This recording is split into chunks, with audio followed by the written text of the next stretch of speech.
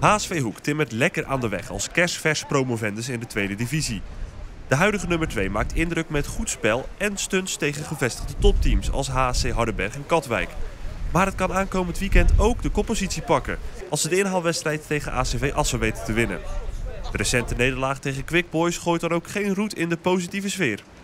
Ik sprak net nog wat zeer betrokken sponsors en ja, die zijn dan toch ook aan het filosoferen van waardoor komt dat nu en wat kunnen we beter doen. En sommige spelers wel of niet in het elftal. Dus goed, dat zegt ook wel iets over hoe het nu gaat, dat het enorm leeft en dat heel veel mensen ermee bezig zijn. Ja, het leeft. Het leeft fantastisch. We zitten nu op het dubbele aantal bezoekers ten opzichte van het vorige jaar. Dus we zitten nu gemiddeld zo rond de 1200 mensen. Dus dat geeft een enorme impuls voor onze club, absoluut. Het succes van Hoek komt niet zomaar uit de lucht vallen, want volgens Barry hikte Hoek de laatste jaren al tegen promotie aan.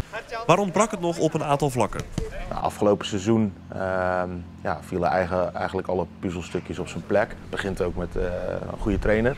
Alleen welk materiaal krijg jij? En dat is de afgelopen jaren wel veranderd bij Hoek met de entree van Wesley Miras en Quinten Bakker. 2 echte jongens van Hoek die eigenlijk bij toeval in de technische commissie terechtkwamen. Zo hebben ze eigenlijk gebouwd aan een steeds betere selectie. En die selectie van vorig jaar, die zat gewoon goed in elkaar. Het kan natuurlijk zijn dat je als gepromoveerde club meer onderschat wordt door de toppers.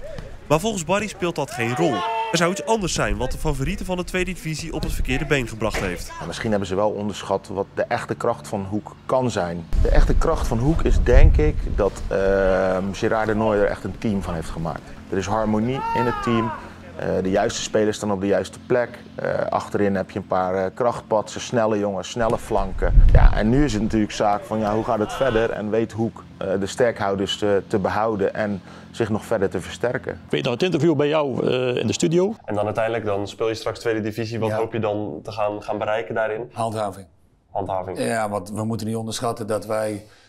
ik denk dat wij het kleinste budget hebben. Kijk, we kunnen verrassen. We moeten gewoon zorgen dat we erin blijven. Nou, als ik kijk waar we nou staan, dan kunnen we zonder meer stellen dat we een prachtige start met elkaar beleefd hebben. Ik snap ook dat Gerard zegt van handhaving is het eerste doel. Want je bent en blijft een promovendus. Ik denk dat als Hoek aan het einde van het seizoen rond plek 6, 7, 8 eindigt, hebben ze het gewoon geweldig gedaan. Aan de successen zit ook een keerzijde.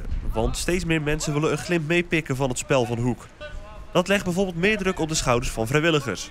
Want bezoekers moeten ontvangen worden, er is beveiliging nodig en de kantine moet goed bezet zijn. Daarnaast heeft Hoek nog veel meer teams dan alleen Hoek 1. Dus organiseerde de club onlangs een inloopavond.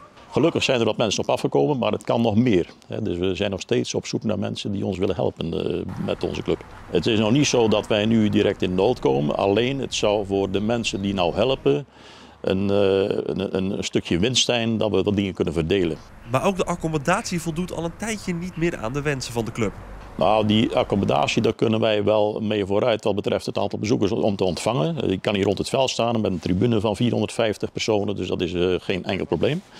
Alleen het is natuurlijk, dat zien wij ook, het is verouderd. En ik hoop ook dat de gemeente met ons mee wil denken om met elkaar te kijken naar een aanpassing of vernieuwing van onze accommodatie. Klaar voor de toekomst. Want ik zie dit avontuur nog jaren doorgaan, daar ga ik ervan uit. Naast de reguliere competitie in de tweede divisie is de Zeeuws-Vlaamse club ook nog actief in de KNVB-beker. Ze wisten zich door de kwalificatiewedstrijden te worstelen en treffen woensdag in de eerste ronde FC Eindhoven uit de keukenkampioen-divisie, het niveau onder de eredivisie. Winst is door naar de volgende ronde en verlies is direct de uitschakeling.